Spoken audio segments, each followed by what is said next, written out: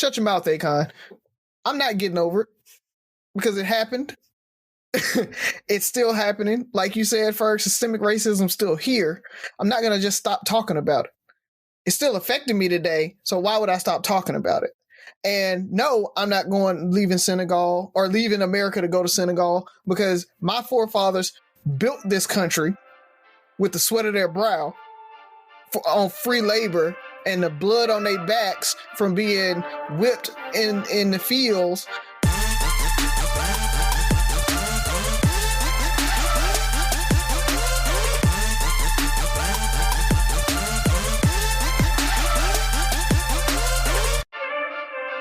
What up, what up, what up, what up? It's Three Brothers No Sense. I am Tavares Ferguson, a.k.a. Ferg, joined with my co-host Buff and Razi. Fellas, tell them what's on your mind.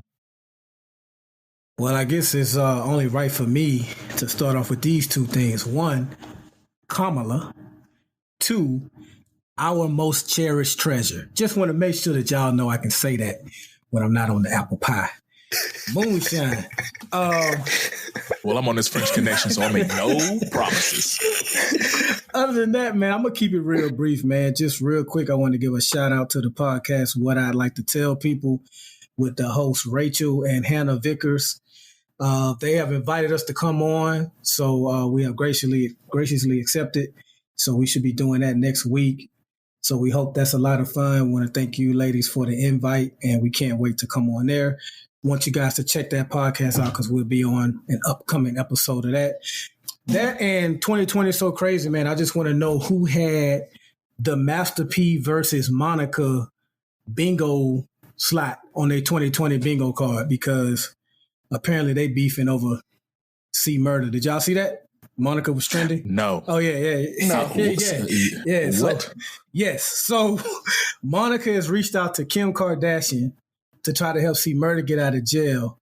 And somewhere along the lines, I guess C Murder is coming out with a book. I don't know a whole lot, but I think he's coming out with a book where he's kind of like bashing the family. And so P jumped in there and told Monica she's falling for the jail talk. And another woman jumped in. Monica made it seem like she's the only chick that's been visiting C Murder. And the chick is like, Monica, who? Man, there's a whole lot of like soap opera-y type BS, but just the fact that Monica and Master P are going at it just lets you know what kind of year this is, bro. Well, Brandy and Master P might drop a diss track then. You know what I'm saying? That's the world we live in. Oh man, I don't know, man. That's crazy. So that's all I did not see that. Man. I did not see that coming. But I don't keep up with popular culture like that. So yeah.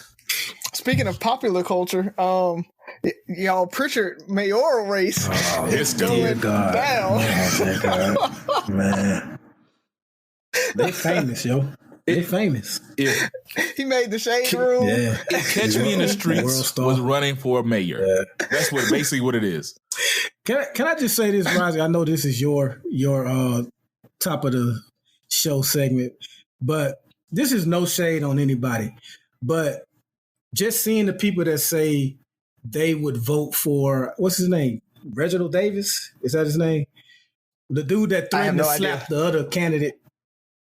People watched the debate and it was like, he had some great ideas and he was talking about some good things. I see how people vote for Trump now.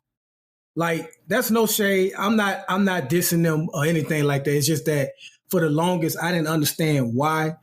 But I get it now. And like, I guess when people have such low expectations of you and then you get on stage and you can form a sentence and make a coherent thought and you exceed those expectations that people have for you, they say, hey, okay, I'll vote for you. And you're entertaining. Yeah, exactly. So, and I just was baffled with how many people that said he did a great job, but that's how it happens. Did you guys catch the live stream? I watched about 5 minutes of it. Yeah, that was tragic. The whole thing. I don't know. My heart goes out to the city of Pritchard. I hope you guys get a good mayor and that he or he leads you in the right direction. Because there was a lot going on at the debate. So Yeah, I'm just not ready for it. And then on top of that, it's 2020 is going to 2020. We got 2 hurricanes in the Gulf of Mexico for the first time in history. They're all headed my way. I feel like they converge at my house. Like there was a, like they're going to intersect right. I don't know, dude. I can't deal with that right now. Part of me is thinking about, I never evacuated for a hurricane type situation, but I might do it this time. Just cause. Yeah. If you're looking to come to Birmingham, hang out. You're more than welcome. So, got a room for y'all. So y'all can do that if you're looking to evacuate Houston. But that's really all I got, man. I'm excited about the Snyder Cut came out, or the trailer for the Snyder Cut of Justice League came out. So DC had their annual event and they're dropping all the trailers and everything. Wonder Woman 1982 or 4, whatever it is, actually looks pretty good. 84. So that looks pretty good. But the Snyder Cut trailer looks really good. Apocalypse looks awesome in it. So I'm kind of excited about it. HBO Max may do something good with that. So that's pretty much all I got right now. All right. Well, I'm going to try to keep it light. So a few things going on. Just found out that, Legend of Korra started streaming last Saturday. Sky has already made it through the first round and is on her second round. She, as you predicted, Razi, likes Legend of Korra better than The Last Airbender, which is shocking. I felt like it was be a little too deep or advanced for her, but she's in love with it. She's probably in her room watching it right now. Yeah, Netflix is killing it, man. They got the Project Power just came out. I got 18 minutes left, so I'm gonna finish that up after we finish this show. Yeah, it's really, really good. So Jamie Foxx, he killed it in that.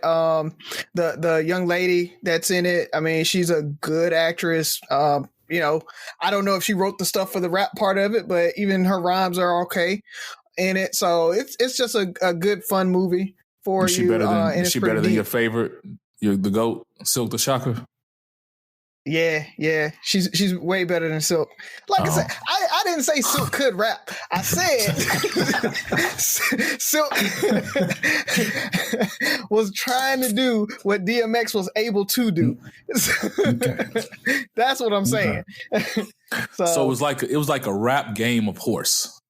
Yeah, so exactly. He shot it. This was his attempt, and it's like, oh, I like that. Let me go ahead and run with it. Okay, let me show you how to do it. Yeah. Got it. And for the gamers out there, though, there's a documentary on Netflix now called High Score. I saw that. That's actually really good, man. It's really good. I watched it. I'm on the 4th episode now. And they're talking about like Street Fighter and Mortal Kombat and everything. So talking about how that came about. Then they went into RPGs and how those first person shooters and how Doom was the first one that really kind of did it.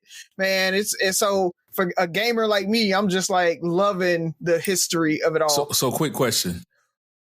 What was the first video game that you were like, oh man, that looks real? And go. It looks. What do you mean by real, or like really super engrossed in it? It doesn't matter. It's like the graphics at that time seemed so advanced that you were like, "This is dope." That was a game that I didn't get very far on it, and I don't even know if it was that great of a game, but it was like called Final Fantasy 7 or 6 or something like that. 7, yeah, 7. 7 was the big one that everybody got on. Yeah, I was like. This joke. That was like 1990 what? That was way 92, 93, I think Final Fantasy 7 came out somewhere in there. What about you, Razi? I mean, I'm an old school gamer back when like I was playing Leisure Suit Larry on the exactly. Nobody even knows what Leisure Suit Larry is. But yeah, it was like on the PC. So I was playing all those old school PC games. That looks real to you? It actually was pretty. I know it was cartoony or whatever, but I mean, if you want to talk about realism, I think Mortal Kombat was the first one. They used digitized images, so that looked like super real. But when you talk about like engrossing yourself in it, I did. I played Doom for a good while. But you guys remember 007 GoldenEye? Yeah, but that was like the first person shooter. But then you had like those cutscenes and Double Dribble. That was like there you go.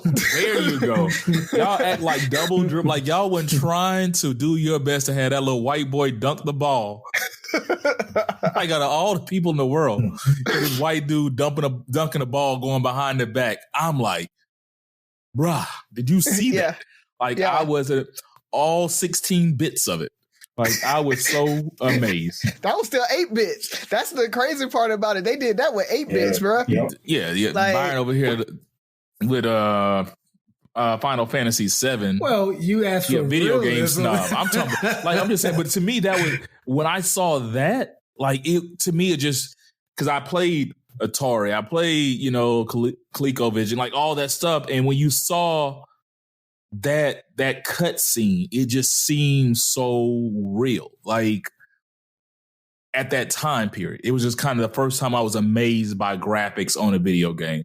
And I'm gonna correct you when you're to my Street Fighter. I want to say there was a game called Pit Fighter that came out before Street Fighter that had that was more realistic. Well, that to me was that first realistic fighter game. So I digress. Silent Hill was dope too.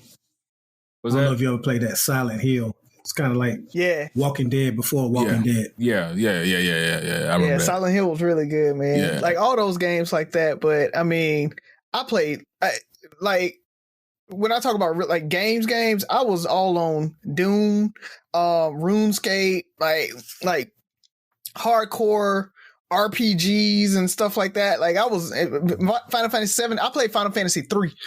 Like I was on it back when it was on Nintendo, the original Nintendo. Final Fantasy 7, I think, came out on the Super Nintendo. I think it was Super Nintendo, or was it PlayStation 1? It was one of them.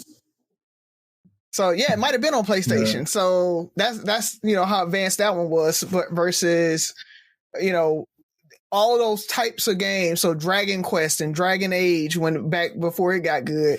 So and now like PlayStation 5's coming out and everything and graphics are so much better. But for the old school gamers, man, we lived through it. Actually, us seeing it, like these huge advancements. So it's just cool to watch, man. I mean, it's a good documentary. Yeah, I mean, our nerd moments are coming out because I remember there was a post I think reposted. I tagged my cousin in it, Marquise. It was about all these. It was like they have those little chips where you can download all these games, and it had like all the wrestling games. And I remember the first WWE game with like Bam Bam Bigelow, and that dude was out there doing cartwheels and stuff. I thought that was the dopest, but I think wrestling that might have been the first. I think it was just a game called Wrestling. You had to do like name Star and all that stuff. Starman, yeah. Starman. That was deep. But I'm gonna finish this up with my TV moments, whatever the case may be, things to watch. Just got word that the Thundercats are on Hulu. Yes. Like if you don't take anything else from this show, Thundercats are on Hulu. So I think I'm gonna start watching the Thundercats with Sky and see how she likes it. Like I just want to sit there and see her reactions. Like, huh? Told you. And I might disown her if she doesn't like it though. But it is what it is. So it's hard because Thundercats has been rebooted like 6 times. Like they've tried so many times to reboot Thundercats, and a lot of folks don't know about most of them. There was 2 big reboots, but nothing can stand up to the original, man. It's just so good. Yeah. And did y'all know that the dad from the Cosby Show played Panthro? Like, oh, he voiced him. Yeah. The granddaddy, Bill Cosby's dad. Bill's the dad. Bill's dad. Yeah. Well, yeah, Bill's Bill. But since we've pubbed everybody else and they got free advertisement, let's go ahead and do it for ourselves, fellas. Let's pay some bills. Lowe's knows that free is just better. That's why MyLowe's Rewards is free to join. As a member, you earn points towards MyLowe's money on eligible purchases, get exclusive free gifts, and earn free shipping at Silver Key status, all on top of weekly member-only deals. Don't wait. Join MyLowe's Rewards for free today and start saving more. Lowe's, we help, you save. Loyalty program subject to terms and conditions. Details at lowes.com/terms. Subject to change. The star of the show is here. Okay, you ready? Hey, Sophie, what's good with you? Hey. Nothing. Nothing? What have you been up to? Nothing. Nothing. How was the first day of school? Good. Did you bring an apple for teacher daddy? No. Is he a good teacher? Yeah. Oh, he's so sweet. I don't think so, but hey, cool. we can agree to disagree. So You haven't even had him as a teacher yet. You cannot disagree or judge him. Oh, Sophie, you're bringing up old stuff, Sophie. We're past that now. We're moving on. So what do you have for us just today? said that. What do you mean old Sophie, stuff? you keep bringing up old stuff. Can we live in the now? What? Do you have a joke for us or not, Sophie? I do. Give me what you got, Sophie. I think I'm gonna figure this one out. Knock, knock. who's there? Turnip. Turn up who? Turn up the volume. It's too quiet. Well done as usual, ma'am. Well done. Take a bow, Sophie. Take a bow. Yeah. Yeah. My dad almost made me do one that was very inappropriate. Oh, way to snitch and down mouth. We want to hear that one next week. She's straight told on you, bro. I love that little girl, bro. Yeah. Your wife lives on through her. That spirit, like just seeing her, just makes me smile every time I see her every week. So, just A happy kid. Yeah. Thanks, man. she's a keeper, bro. Don't throw her away. Yeah. I'm gonna keep her because I don't know about the other one, but you keep her.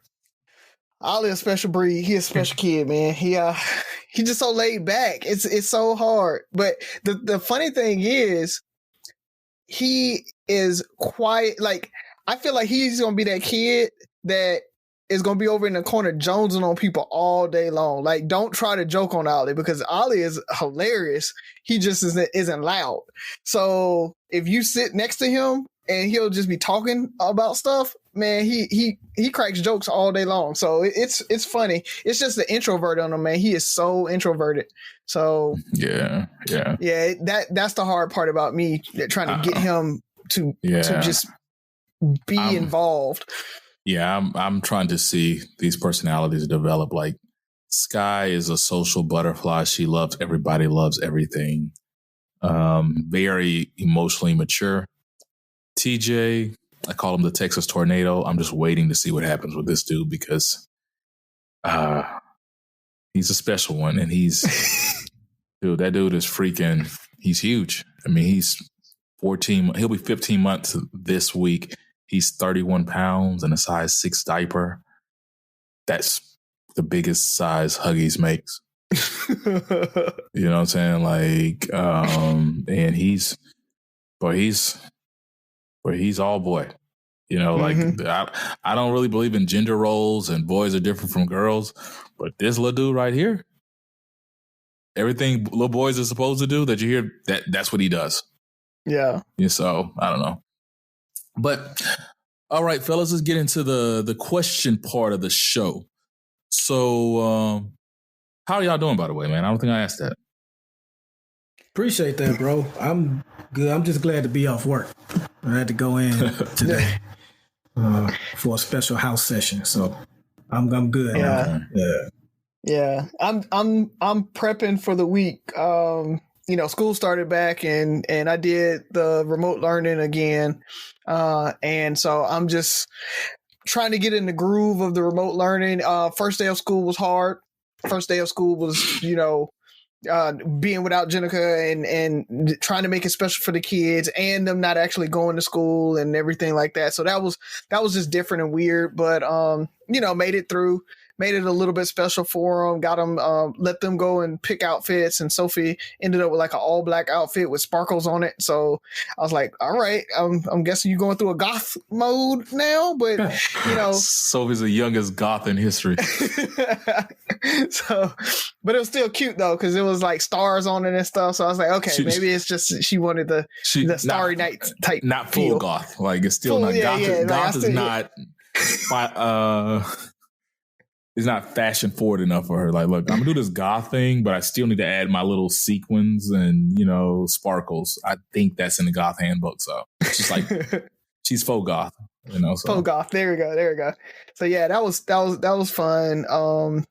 But yeah, it's school's good though. The technology is actually working a lot better. They're using Google Classroom this year versus I can't remember what they used last year or the last 9 weeks of last year. And Google Classroom works way better. So I'm at least glad that the technology is working and it's not as a big a lift, because I'm technologically savvy, so it's not that bad for me. Regardless, I can figure it out. But I was just thinking like some of the parents who aren't would have a big lift and it would be really hard for them. So I'm really glad they picked something that actually works better this time. What about you, Buff? When is Jazz start school? September 8th. We got to go. Okay, so same day schedule. We got to go pick up her iPad on Tuesday. Okay, that's dope. And has Tab recovered from Vegas, or she's still kind of in La La Land? Man, forget Vegas. I got to get her off Instagram, dog, because she keep looking at these celebrities with these expensive sneakers. As you know, I got her the one pair in Vegas. Lex coming. Now she done saw another pair of the same brand, but it's like a different. Are these the Dior's? Yes. So flexy. Yes. Flexy. Yes. So Flex. flexy. Whoa. I didn't say I got them. I said she wants them. Hey, you gonna get them. You gonna get them. I'm not getting those. Get ready for Christmas, Tab. It's coming. I'm done. Yeah. Even including Christmas. No more gifts for me to Valentine's, bro. Okay. All right. Okay. Listeners, y'all get ready for Christmas. We'll see. Mark my words. You know what? My bad, Tab. Now he's in his feeling. Him in his feelings now. So he's not going to get them. Just out of principle now. He got to prove us wrong. Hey, don't tell nobody I got you man, these. I'm tapped out, man. I'm tapped out. I mean, and I'm glad you guys are doing well. The reason I asked this question is I had a conversation with one of my line brothers earlier this week, and it was just talking about good news. So talking about 2020, we all kind of have this screw you, f you 2020 vibe. It's a cuss word. 2020 is a cuss word. It is. It has been. I just hope it ends with 2020, but that's a whole nother conversation. But it reminds me of something I said to you guys a few months back when I almost felt guilty for having good news or good things happening. You know what I mean? Mm-hmm. Like just because I've seen so much turmoil and just negativity this year. And I don't know if it's just mentally because we're all fascinated with the negativity that is, if you look at the death toll, take out coronavirus victims and everything like that, it's the norm. It just happens to hit close to home this year. But, there was a real part of me that felt guilty with sharing good news when it came to work or anything, just because, so many people are being laid off when there's some people that are thriving in their careers right now. Some people are in really good situation when there's so much death and other stuff just going around that a lot of times people, are scared to share. So my question is two parts. First part is, what is the best news you've heard recently? And kind of elaborate how you heard that. And, and then what is it about our culture that either we're scared to share good news, we thrive on like the negativity, like trolling and stuff like that. Why is it so hard for people? Because I've talked to multiple people recently and they're like, dude, I'm scared to share good stuff because so much bad stuff is happening to people. So I guess that was a 2-part or whatever.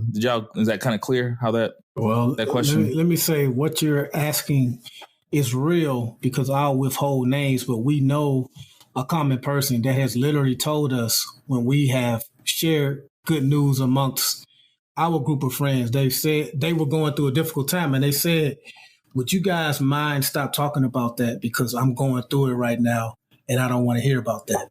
So I just want to let the listeners know what you're asking is a real thing. Like, there are some people that feel that way when they're going through something. They don't want to hear the good news. I'm the opposite. I think Razi is the opposite. You know, after my mom passed, I wanted to hear good news. Like, with everything that was going on, good news was great for me. Now, with that said, with your question, I think the most recent good news I've heard, we just finished talking about Vegas. I took it personally because people took the risk to come out there and celebrate with Tabitha and I. It was my personal mission that no one got sick with COVID. Like, I purposely planned outdoor events. Like, we had a little gift that we gave everybody, a gift packet that literally included like sanitizers, bleach wipes, mask. Like, we were serious about it. We also had liquor in there too, but but it was serious. So like, from the moment the last person left, which was on Tuesday of that week, you know, I waited till that following Tuesday. I was checking in on them, like, yo, how's everybody feeling? How's everybody doing? And now that it's been like over 2 weeks now, me and Tabitha kind of breathing like, yo, no one got sick. So that was very important to me. So the fact that no one got sick is my most recent good news. Why people are hesitant to share good news, I would say for a couple of reasons. For one, people are superstitious. They don't want to jinx it. You know what I mean? Like, as soon as I share it, something's going to go bad. They also know that people get jealous. And the last thing you want to do is share your news with someone, and you can kind of feel when someone is trying to be happy for you, but they're really not. And I think sometimes people don't want to go through that. And I think the third reason is you see a lot of people on social media that always say, you know, make your moves in silence. Don't let everyone know what you're doing. I think sometimes people pick up that mentality too and say, hey, this is great news, but I got much further to go. So maybe I'll wait till I get to that end game of my mission before I start really sharing, or maybe I'll just wait till it's so recognizable I don't even have to share it. You're going to come to me and say, oh man, I ain't know you was doing X, Y, and Z. So those are my little thoughts on that. Do you think people are more hesitant to share this year because of everything that's going on? Or it's just, maybe I'm looking too much into it? No, that's possible. That's very possible because a lot of people have lost loved ones. A lot of people have had loved ones get sick. A lot of people have lost their jobs. Like, we always talk about the death that this year has caused, but a lot of people have lost their everyday lifestyle.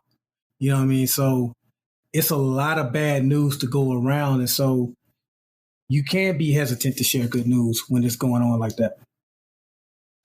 What you got for me, Rob? So most recent good news, like Byron talked about, that Vegas trip. So funny story, my COVID scare. We were in Vegas and I was telling the story of how, you know, I thought I had COVID, but it really ended up being gas. So this is real. This is real, man. So I ate a bad pork chop. And yes, Allison, I'm telling the pork chop story. So I had cooked a pork chop like a week and a half earlier, and it was just in the refrigerator. And all of a sudden, I was like, I'm gonna eat a pork chop sandwich. So I ate the pork chop. It tastes pretty good, but gave me a little light food poisoning, and so, you know, along with food poisoning, so a lot of times comes real bad gas, and the gas was so bad that I could hardly breathe. You know how it's like right up under your diaphragm, and so you can barely breathe. I was like, I can't breathe, and I had been nursing a cough for probably 3 weeks at that point, but it's seasonal allergies. I know what it is, and it happens all the time, so I wasn't really worried about the cough. But then I couldn't breathe on top of that, and so I was like, oh Lord, I done got the COVID. Is the COVID replacing the gout now? Like, I don't know. I think he got the gout. You know that I got the gout. When you add the in front of it, black is now in black culture. It's been black culture puts the in front of anything, and that's how we've accepted it.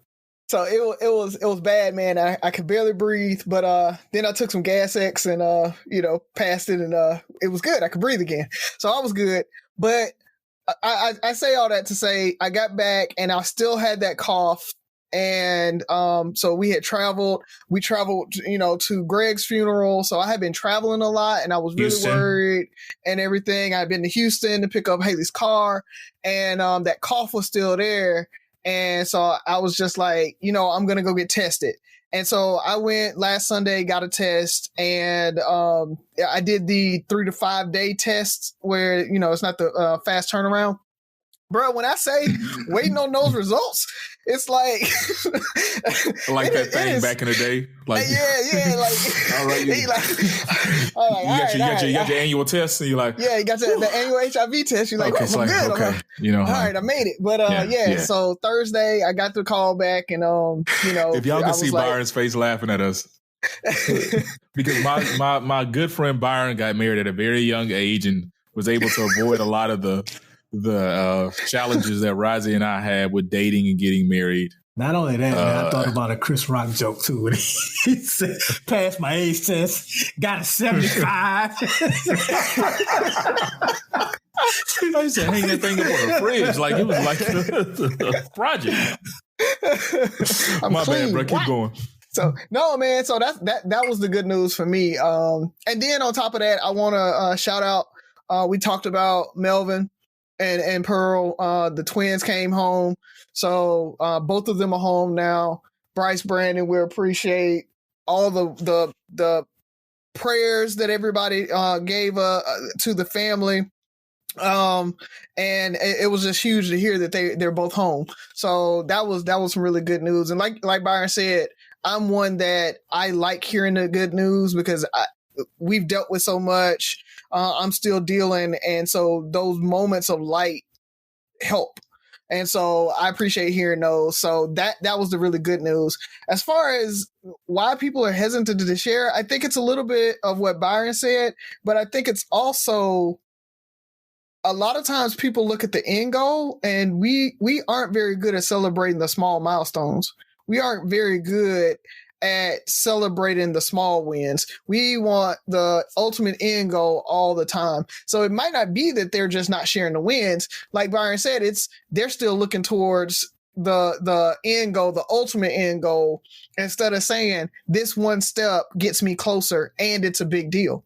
Because I was like that. Like when I graduated with my master's degree, I literally was like, meh, no big deal. Like when Thanks. I was like one of the youngest branch managers at my company, I was like, man, no big deal. Like all these things that I was doing in my life, like I was hitting these milestones and really being successful. And I never thought about celebrating them. And so it may be a little bit of that too. I think a lot of folks just aren't thinking that they're making strides and the things that they're doing are a big deal. So they aren't sharing it. And folks, I'll tell you, it's a big deal. If celebrate that pay raise, I don't care if it's 2%. That's still more money than you had last year. You know what I mean? Celebrate that promotion, even if it's just a small promotion or whatever. Celebrate and make a big deal out of it, because that's more than what you're doing, and that's one step closer to whatever your ultimate goal is. Celebrate the small milestones. And with that, if you only have a vision that's really far off, you need to break that down into small milestones so that you have a plan. So I can't remember the saying. It's like a vision broken down into milestones is a roadmap, and a roadmap broken down into tasks is a plan. So make a plan, guys, and then celebrate when you hit those steps and those tasks in the plan. Great advice as usual, Razi. That's why I rocks with you, man. I mean, you guys said a mouthful, man. I don't know if I was looking at it very granular and just thinking like this year that I'm not hearing people, because I feel like social media in the past was full of so many people boasting everything, their trips, their accolades, everything. And this year, I feel like it's been very just docile. I feel like it's just been very quiet where people are, I know everybody's not, I'm not going to say suffering, but I mean, there's some things going on that are good. You know, I was talking to a friend. He's like, man, I've been trying to lose weight and get in shape, but I was, you know, I just didn't even feel like telling anybody because I just felt like, you know, for one, like you said, your small accomplishments aren't big, but it's just like, I didn't want to brag on anything, like, because I know so many people out there are hurting. And I've been in those situations where, you know, you feel like the world is imploding on you. Like everybody else is doing well. And then there's you. So I'm gonna start with the best news. I guess it was the same with you, Razi. It's just my cousin Melvin and his better half, Pearl, have their second son made it home this past week. And that reminds me, follow Pearl on YouTube. She has a YouTube channel talking about her journey being a mother and having 2 children. As you may or may not know, they were both born at 25 weeks. I think she said 1 pound, 14 ounces, which is, and they were in the hospital for 6 months and they just made it home. I think Brandon made it home about a month ago and Bryce made it home this past week. And they're just blessings. And then when I say these guys have been through it, they've been through more surgeries and situations than I care to count. And just that it's not just they made it home. It's they're able to turn over a new leaf, begin a new chapter of their life. You know, there were so many times where I know talking to Melvin, they thought this was it. You know, like there were so many times he would be like, fellas, if we can make it through the next 2 days, we're good. You know, they didn't know. And so just to hear that and hear the pain and somebody to go through those things and come out on the end at a good spot really touched base with me. And I love to hear that. And it made me feel good. Actually, it had me choked up for a second because it was so many times of like, man, I just can't take anything else. I just don't want to hear anything. I needed these kids to make it. Not just for them, for myself, you know, like, so I just needed that. I just couldn't take anything that drastic. 2 innocent babies to 2 good people, you know, during this, you know, so, and I say all that because I think it's just, I think people are scared. For me, like I was saying, my friend said he was scared to share good news. He's scared to share accomplishments. I don't know if it's just a 2020 thing or what you were saying, Razi. A lot of times we're scared to celebrate our small wins. And it might be because now when you put it out there, the world is judging you. They're kind of, you're on the clock now. Like, okay, you made this announcement. What's next? Like, you know, you're the youngest branch manager. You know, what does that mean? You know, how big is your branch? And I say all this to say, people, don't be scared to share. Don't be scared to celebrate. I think there's people like myself and my co-hosts on here that need to hear good news, that need to know there's still good going on in the world. Because between the police brutality, the deaths in the street, this coronavirus thing, the president of the U.S. being complete idiot, we need to hear something good. We need to hear something that's close to home that makes us realize that this isn't just a fluke year, you know, that 2020 doesn't have us. So I'm going to get off my soapbox on that, man. I just really wanted to touch that, you know, don't worry, be happy. I actually played that song after I got off the phone with my LB the other day just because it reminded me like, hey, there's still good in the world. And at the end of the day, we're just trying to take it day by day, make it to the next day and make it to next year. And hopefully things change up. Anything I left off on that, fellas? Anything you guys want to add? Well, who's up next? We get the brother Razi since I went first last week.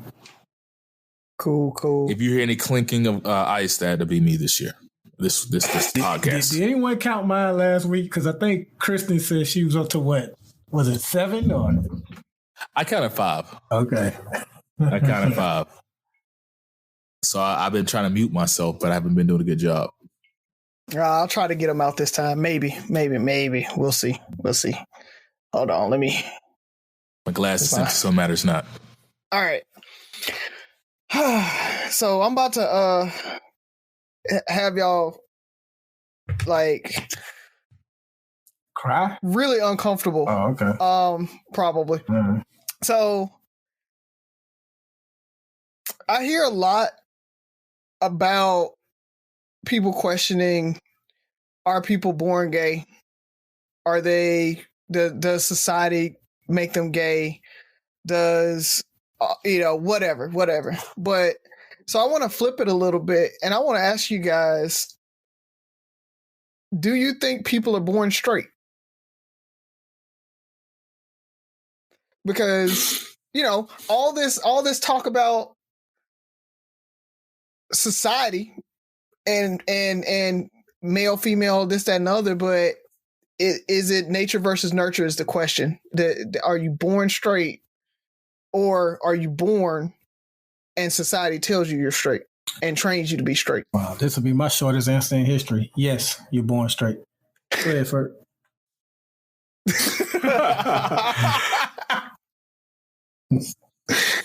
Oh man, that's a damn good question, Razi. I want to go with Byron just because I think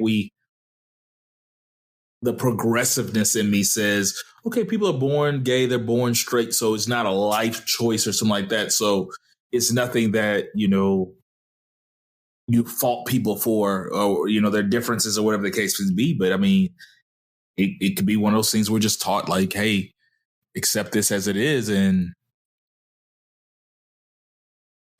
I don't know. I mean, that's a damn good question. Damn, that's a good question. So, Razi, why don't you go and we'll see if Ferg has something after. Well, short answer for me too is yes. I do think you're born straight. What I think is you're born straight and society reinforces it, and so you never question it. And the issue comes in again is I think people are born gay too, so which is why it's very easy for me to say yes, you're born straight. So that's why I wanted an answer on it, but I got to follow up if because it's weird. I mean, when you ask the question, it's just like and let's be just me being devil's advocate, and I know that's a cop out. I think we talked about that before, where like let's say we're monotheistic, we're believing in God, so it's like okay, straight, gay, straight, gay, straight. Like, do you think like that's what's happening, or you just you're born and life just gives you what you get? Like, it is what it is. Like, I don't think 6-month-old Byron was like, look at that little thick ass baby over there next. Like, I don't even think, is there an attraction? 5-year-old Byron was. 5-year-old Byron was. Actually, 3-year-old Ferg was because, but yeah, I was 4. I got in trouble at preschool for like trying to lay down with the girls. My first crush was on a girl named Cara Brown, man. She went to LaFleur, matter of fact. Yeah, I know. Yeah. My first crush. I'm almost certain, and we're about to probably get in trouble with it. I think Coco, I want to say Nicole Stevens, stayed across the street from me. I'm trying to make this happen. I feel like she stayed across the street from where I grew up when we stayed across the street from Herschel. And we went to the same daycare. I'm actually reach out to her and see if she went to Miller's daycare. I need to confirm this story or not and figure out if it's the truth. Because her house was right before me. So they would pick us up on a daycare van. They would put her in her seat and then put me next to her. And it was something about that little girl right there that I was like, I like her. And I used to give her my chocolate milk. For when I like chocolate milk, but she liked chocolate milk, and I used to give my chocolate milk in daycare. That's a smooth move. I don't know how I remember this. I might have been like, this is before I moved to Dallas. So I moved to Dallas when I was like 4. And so 3 or 4. So I remember that. Like, I've always, just like. But here's the issue with this. At 3 to 4, children's bodies are almost identical. Mm-hmm. Right? Mm-hmm. So, other than the genitalia. So, they're almost identical. So, for a 4-year-old boy to say, I like a 4-year-old girl, is that nature or is that nurture where I like her style, the clothes they put on her, the way they style her hair? Like, what is it that a 4-year-old boy would want from a 4-year-old girl to be like, I like her? I don't know. So that's the question of the whole nature versus that's the nurture part. That might be the so like that's the question. That's why it makes it hard. You had two friends. You had Byron and you had Cara, but it was acceptable for you to like Cara. Byron's just your friend. I like Byron. No, Byron's your friend. Yeah, you don't like Byron. Byron's Byron's your friend. So. Maybe I don't know. Yeah, it's a good question, man. We always talk about the exceptions to the rule, but we never talk about how the rule became the rule. Mm-hmm. That makes sense. It's still yes in nature for me. Yeah, I mean, I want to believe yes, but it's just like, is there something that we just never thought about? Yeah, you know. And I preface this. I knew we would have a short answer. I thought we would have a short answer on this part. I used this to tee up my second part of this question. This is anything about WAP? Just wanted to talk since that's just about one topic. So I know people will be able to spin it as a WAP. This goes back to my one night trans conversation a little bit. Here we go. So if it's nature, and you're saying, I'm born liking females, right? Okay. Yeah, okay. So I like women. What is it about women that you like? And so is it, if it's, I like breasts, I like hips, I like this. So a lot of trans women, guys that become women, I never can remember which one is which, but I think it's trans women, the guys who become women, and they go get augmented or whatever to look exactly like a woman. How can you say you're not attracted to a trans woman if they look exactly like a woman? You want to go or yeah, you started it, so I'm gonna just let you go. I guess, I just want to go back to the first answer. So for me, like I said, my first crush was on Cara Brown, but my first, I guess, I don't think she ever became my girlfriend, but she kissed me on my cheek, Letitia Dixon, in first grade. And I just remember like liking her before she even did that. And like when I sat next to her, I just had this feeling that you don't get when you sit next to your male friends. You know what I'm saying? Like it was just naturally different. Couldn't even put my hand on. I just knew that I liked the attention from her in a different way than I did with my boys. So if you want to fast forward to the second part of your question, how, I can't explain the how. I just know that it's there. I just know that for me, I am attracted to women. And, even if a man goes and gets augmented and is passing for a woman, if I know that you've been a man, that's not what I'm attracted to, and that's not what I want. And also I'll say this too, the second part of my answer, because I answered so quickly by saying yes, I do believe people can change. So you can be born straight and society can play an influence to where you decide to, dabble in homosexuality and you find out, you know what? I like this. I kind of like this, just like anything else. So for some people, I guess that happens too. So the answer really, it can be both. I do think people are born gay. I do think people are born straight, but there are certain things or certain experiences that can change their mind and say, hey, you know what? Now I like this. So everything's on the board. But for Byron, I like women. Anything else you want to say about that, Byron? So you're saying, can you go on record saying you like women? Yeah, I just want to. I like women. Just want to throw that out there. Yeah. I'm like you on that. Like, it's something about the natural female form. Like, and I try to be transparent because that's part of the reason I wanted to have the show is, let's say there is a transgendered, and I'm gonna go with you, Razi, and say female, I think that's right, that can pass for a cis female. If knowingly like you could, because attraction is just, the initial attraction is physical. Like, okay, this person is attractive. But once you find out that this person was not born a female,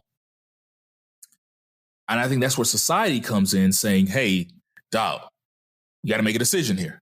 Either you're okay going off of just physical looks, or there's a part of you that says, I'm not going past this societal norm. And I think that's where a lot of people fall, is like, nope, can't do it. And I'm one of those, nope, can't do it. Like it's just that way. Like, I prefer, at the end of the day, a woman who was born as a woman, looked like a woman, has always identified as a woman, and is fully accepted as a woman. I think that clears all, and it's nothing against other people, because they, if they are attracted to women and this trans female looks like a woman, and they are okay with just a physical attraction, and they decide to go past social norms, then more power to them. I'm not there yet. That's just not me. Not judging either party. It's just, that's how I am. I think society plays a part in that. So,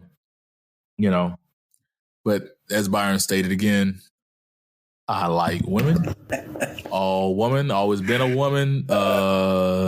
Woman on the birth certificate, all that good stuff. So y'all, everybody, y'all got to see they sweating bricks. Like, no, I'm right there with you guys. I mean, the thing is, I like women too. So let's the trifecta of that there. But it's just difficult for me because, like you said, that initial attraction may be there until you be like, oh, you used to be a man. Wait a minute. And now I got to make that choice whether I'm willing to go past that. I'm not willing to go past that because, I like sex, and there's some things that just ain't the same, I would assume, there. So that for me is why I probably can't go past that. But it's not there for me. I can't go past that once I know. But to say that a trans female that is presenting exactly like a cis female, I'm not attracted to, like, if I can't tell the difference, I'm sorry. The thing is, if I can't tell the difference, I might be like, oh, she fine, until I figure it out. Like, and I think that's okay. And that's really why I asked the question, is because I wanted the listeners to understand and think through that process and be okay with being like, she's fine. Did something happen in Vegas? No. It's I saw a couple Facebook posts talking about it. Bro. So I just felt like it was a perfect time when we talked about Vegas earlier. I know. But no, it's just one of those things, man, that, like, listeners, stop, because that is a part of homophobia, is like, a lot of people will get mad either at themselves or at the trans female because they're attracted to them initially. That has been great tie-in, because the violence against trans females has come from a lot of males who were initially attracted, and then felt like they were betrayed or whatever. They felt some sort of way because they failed societal norms, or the norms they have for themselves. Mm-hmm. So that's the only reason why I bring it up, really, is to be like, your initial attraction is going to be off your visual, and so it's okay. Yeah, I mean, because you're just attracted to what you're attracted to until you know more. Like, it's like you can walk in the mall and it's like, oh, look at that ass, and she turn around like, ooh. Mm-hmm. we've been there. Like we've seen the butterface. You know, like it's I compare it to that. Like you're attracted to what you're attracted to until you have the full picture. And when you have that full picture, and you make your decision. Then that is what your decision is. But I think women don't come at me for that one. I mean, y'all hated me last week, so let's just keep it 2 weeks in a row. So, all right. So, I will bring the show home with this question, man. A few weeks ago, Akon, the singer, said that Black people in America should get over slavery. He said, in Senegal, they've gotten over it. They rarely thinking about it unless they're on a tour or something like that. Other than that, they don't even think about it. They've moved on, and that we need to move on. And then he further commented by saying that Black people should leave America. We're never going to get reparations. The government has shown us that they don't care about us. So why stay here? Come somewhere to where you will no longer be the minority. You'll be the majority. You can control your own destiny. And I just wanted to get you guys' thoughts on that, especially the first part, because he's not the first person I've heard say that. And he's not the first Black person I've heard say that, because white people say it all the time. But do you think we should just get over slavery? Is that holding us back? We should, but we can't. It's so many things in life we should be able to do. You should be able to overcome this. You should be able to come on that. But it is what it is. The effects of slavery in the U.S. and especially in the Black community are shown daily. Like we can't get over it. Like it's almost like that woman who's been in an abusive relationship. Move on, whatever the case may be. You've had good relations. They wish they could get over it, but it's traumatizing. It's still affecting you daily. The fact that 3 men who are, doing fairly successful in their careers and their lives, and we still talk about the effects of slavery, systematic racism, all that falls into the same place. It's like you can't get over slavery because slavery begot systematic racism, or vice versa. Like we're still stuck in that rut. Okay, screw slavery. Let's talk about systematic racism. We're not talking about slavery every day. I don't talk about slavery. I think we might have had a podcast or we were talking about the show Black AF, where they're talking about this too is because of slavery. But this too, because of slavery, is because of all the things that happened after. We're not talking about what happened during slavery. We're talking about the effects of the things that are happening today, where there is white privilege. Black people are seen as a threat because of all the things that happened over the history of the U.S. because of where we came from in slavery. Senegal, the beauty of being in a foreign country is most foreign countries, I guess, and maybe I'm using this wrong, are monochromatic. It's easy to kind of look past slavery when everybody or the majority of people look like you. It's easy to get over certain things when you are in the majority. Yes, it impacted Senegal. Yes, it impacted these places. But when you are in the majority, it's easier, not easy, but easier to get past those things. When we look up and we see, we're talking about these Confederate statues. We're talking about all these things where you have all these groups who talk about how they honor the people that fought to keep slavery going.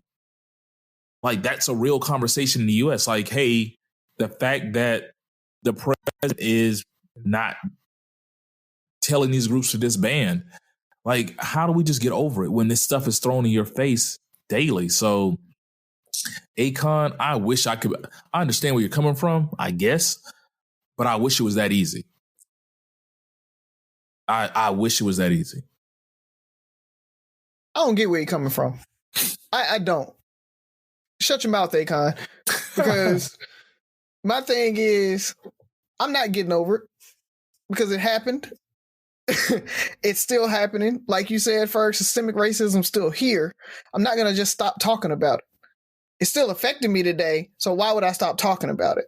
And no, I'm not leaving Senegal or leaving America to go to Senegal, because my forefathers built this country with the sweat of their brow on free labor and the blood on their backs from being whipped in the fields. And then you're going to say, now that that's all out of the way, just leave and go to Senegal. No, I'm not. I'm going to fight. I'm going to stay here. I'm going to fight, and I'm going to get equality for my people, whether it takes a generation, 2 generations, 3 generations. We're seeing movement. We're seeing that equality come slowly, but every generation post civil rights has gotten a little bit better. And even the Trump era, I think it was Van Jones that said, this is white supremacy's last breath. Like, this is their white lash. This is them lashing out, saying they will not replace us. And you see what's happening. There's this huge shift where people are starting to turn away from them. Black Lives Matter has a lot of support. We wouldn't have got that 10 years ago. We wouldn't have got that 15 years ago. So my thing is, we are making strides, and to just give up and walk away, it makes no sense. Akon, your company, you built it on the sweat of your brow. Let somebody come in and do a corporate takeover. You're just going to walk away from that company and be like, oh, well, I lost that company. Let me just go try to make another one somewhere else. They'll appreciate me at this other company. I'll just go do that. No, you're going to fight for it. And so that's what we're doing. We're continuing to fight off the legacy of our forefathers, and we're going to stay here, and we're going to continue to do that. What if it's a losing fight, though?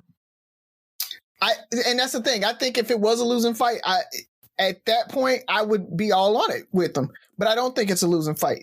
We showed that it's not a losing fight. There are people, the biggest fight that we have now isn't necessarily trying to get all Black people out of poverty. The biggest thing that we have to do now is fight the assumptions and stereotypes, because Black men raise our kids. Black men are present in the home. There is no such thing as Black on Black crime. The welfare queen is a myth. So we have to get through the stereotypes. We're doing better, and we're continuing to do better. I mean, everybody likes to tout, we had a Black president. That wouldn't have happened 20 years ago. So we did have a Black president. America elected a Black president. That shows the growth that a lot of people are having. The electorate is having the shift in that. So Kamala Harris as the Democratic vice president candidate, who's probably going to end up being the vice president. So not only Blacks, but Blacks and females are doing better now. So yeah, it's nowhere near a losing fight. We're doing so much better. And I'll just throw it out there. Black AF, we talked and we dogged it a little while ago, but I went back and I watched it, and it's actually really powerful when you're not looking for it to be a comedy. Mm-hmm. It's actually really good. I thought it was a pretty decent show. Yeah. It's a good show when you're not looking for it to be a comedy. It has funny moments, but it's actually pretty deep, because one of the episodes they talked about how Black women had to decide whether they were going to be Black or feminist because the civil rights movement and the feminist movement happened at the same time. And they had to choose, being Black. And so they missed out on the feminist movement. Like things like that is huge. And so I think the fight is a valid fight, and we're making strides. And so I definitely don't think it's a losing situation or a fight that isn't going to go anywhere. So I get why someone like Akon may say that, but I disagree with him, and I agree with you, Razi. I don't think it's so much a matter of getting over slavery. When we say, when we cite slavery, what we're really citing is racism. Like, racism is the umbrella which all the ills of this country fall under, including slavery, Jim Crow, and everything else you can name. Because, there's a book called White Trash. I forget the author's name, but it talks about how poor white people and poor Black people were fighting together to get paid better or get compensated better in the very first days of this country's settlement, and how richer white people, like, race wasn't even a thing in Europe. Race didn't become a thing until America was founded, and the richer white people was like, look, we got to find a way to divide and conquer them. And they started pointing out race. And that's why you had slavery.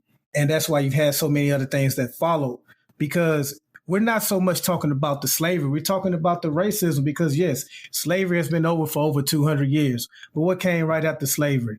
You know, you had Jim Crow, you had lynchings, you had the Klan.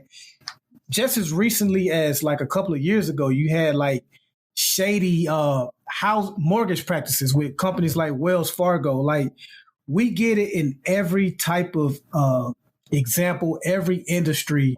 We get the short end of the stick. So it's not about getting over slavery. It's about combating racism. Racism is the reason why we're held back on so many issues. We're seen as a threat. In my profession as a police officer, there are surveys. Some of this is going to sound recycled, but there are surveys where officers, in the same scenario, they see a white suspect, they see a black suspect. The black suspect is always viewed as more dangerous, older, stronger, everything. Like, they literally think that we're superheroes. And so that's why they have to use so much more force when it comes to us. So again, I just want to keep saying, it's not about getting over slavery, man. It's racism. And that's what Akon does not get, as far as leaving this country and moving to another country. That's not easy for, man, hell, we all from Mobile. It's hard for some people to move to Birmingham. Like, you know what I'm saying? So you can't just move to Sims, bro. Yeah, like, you leave Pritchard, you leave Tomaville to move to freaking DIP, Sims, Theodore, bro. Like, why are you moving way out there? Yeah, I mean, right. He's talking about. I mean, how many people we know that's never even been on a plane, whose only out of town trips includes New Orleans or Atlanta? You expect them to just pick up and fly to a country in Africa? Like, that's not gonna happen. We gotta do what Razi said. We gotta continue to fight the fight. Yeah, the government does not care, but we're gonna make them care. We're gonna continue to make them care. Okay, we're gonna continue to make them elect a Barack Obama. We're gonna continue to make states like Massachusetts elect a Duval Patrick, or my state, Virginia, elect Douglas Wilder. We're gonna continue to make those strides, and we may not see it in our lifetime, like King said in his final speech. We may not get there with you, but we're going to get there. And we just got to keep fighting. So disagree completely with Akon. And, I do know it's a thought that's shared by a lot of people, but I just disagree with it, man. We just got to keep fighting. Yeah, I believe with this. I don't like wholeheartedly agree with them. My things, I always try to take what people say, and I try to see where they're coming from. I think the way he worded it and everything's horrible. I don't see myself moving to Senegal or anything like that. But I always say, like, is there something I'm missing? And I've said this numerous times. Like, I've been around people being in sales. You meet people from different cultures, and the thing they all share is they have home field. They have a home court. So, like, almost home court advantage. We're watching the NBA right now, and they're talking about the principles or advantages of home court advantage. I feel like we're the only group in the U.S. that has no home court advantage. We don't have a place to go home. We don't have a place to go rejuvenate. And if we don't go to some place like Senegal, but maybe we need to start partnering as a community with a group where we have some allies, because we don't really unless I'm missing something, we really don't have allies. And he was right about one thing. We ain't getting reparations. Like, America is cool with reparations when we gave it to, what was the Japanese, the civil liberties Japanese for the internment stuff. Jews for the Holocaust. When it come to us, whoa, wait a minute. We need because they don't want to admit that fault. They can't admit that's America's greatest sin. And so I just think it's just the cost. They're just not going to pay that. That's really what it comes down to. That also, it makes them realize they have to accept that America was built on the blood, sweat, and tears of slaves. They have to admit that there's white privilege. They have to admit that they have an advantage because of this. Yeah, and it would give up a lot of their power if they gave reparations. Yes, I mean, and a lot of that privilege goes away when you give a lot of people money. Because when you open up that Pandora's box, it's going to be more than just a check. It's going to be the legal system. It's going to be it's going to show or shine a light on how white privilege has decimated or put the black community in a constant pitfall. Like, so I don't know. I just don't think it's going to happen. My thing is, the only reason I was looking at him, I was like, is there something I can take from this? Like, yeah, it would be great to get over slavery. It's like, move on and let's move on. Get over it. They're not going to not get over like it happened. It's more like being upset about slavery ain't gonna do is these motherfuckers about to, they ain't about to get over it. Or they're not about to help. And come to Senegal was more so like, hey, dude, you can have an ally over here. You got people that want you to come over here and be with you and support you, but you're stuck at that dead. Like, it could be seen as like a deadbeat job. Like, yeah, you put in 20 years, but you have a company that appreciates you over here. Yeah, you can retire your jersey as an American citizen, but at the same time, this person wants to pay you, give you your, make you a franchise player and really appreciate what you've done. So maybe we don't accept the trade, but maybe we need to take a different strategy and start finding allies that appreciate us, and we can start building into the, maybe the black dollar shouldn't circulate in America. Maybe it should circulate in Senegal or some of these African countries. But that's a subject for another day. But it just made the wheels start turning, and I'm gonna move on. Any other thoughts on that, fellas? All right, yeah. I take that as a no. So we're about to close out the show. What do you have for us? For me, I just want to shout out new podcast alert for Off Safety Podcast. My homie Lenny started a podcast, and I think they're on like episode 8 or 9, and it's pretty good. So I want you guys go check that out. Those boys are hilarious. So shout out to the Qs that's doing all the new podcasts. And the other thing I wanted to throw out there is this episode actually is going to drop on my anniversary. So again, I'm sorry if I keep bringing up Jenica listeners, but it's our anniversary. So happy anniversary, babe. I'll be feeling it. So I was thinking about Karate Kid, and you know how Mr. Miyagi and even Jackie Chan, he beats up that car on his anniversary after, his wife died and everything like that. I was like, well, go get me a car, beat up a car, get drunk and beat up a car. Like, trying to figure out what I wanted to do for the anniversary. I was like, that's what I'm going to do. So I don't know what I'm going to do, but, with that being said, I just want to shout out again, the best 10 years of my life. And I appreciate you for it. So, happy anniversary regardless. So Ferg, happy anniversary to you, brother. First off, happy anniversary to you and Jen.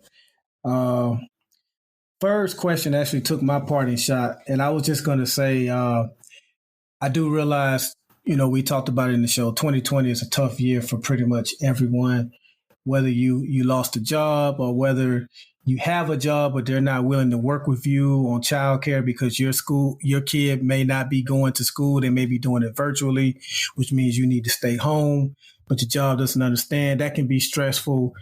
Lost loved ones. Not only that, you couldn't be with them in their final moments because hospitals wasn't allowing visitors in there, only patients. So it's just a lot going on, man. And I know sometimes it seems like we dwell on that, but, kind of like what Ferg's questions, posed us as far as celebrating good news. I do want you to try to reflect on what good is happening to you. The fact that you're alive. If you're alive and breathing and well and you're not sick right now, especially this year more than ever, that's something to celebrate. If you've gotten that 2% raise that Razi mentioned, that's something to celebrate. If your kid graduated last year or if this is their senior year, that's something to celebrate. So more than ever this year, celebrate the smallest of victories if you have to, because the three of us Each one of us have lost someone that we grew up with, that we knew, or that was a very important part of our lives. And we started this year having no idea that they wouldn't finish this year with us. And that's tragic, man. So please, by all means, celebrate that shit, because it sounds cliche as but tomorrow is not promised to none of us, motherfuckers. So please celebrate, man. God bless y'all. Appreciate that, Buff. That was a perfect segue into how I'm going to end the show. While you're celebrating people, make a plan. And not only make a plan, make a deadline.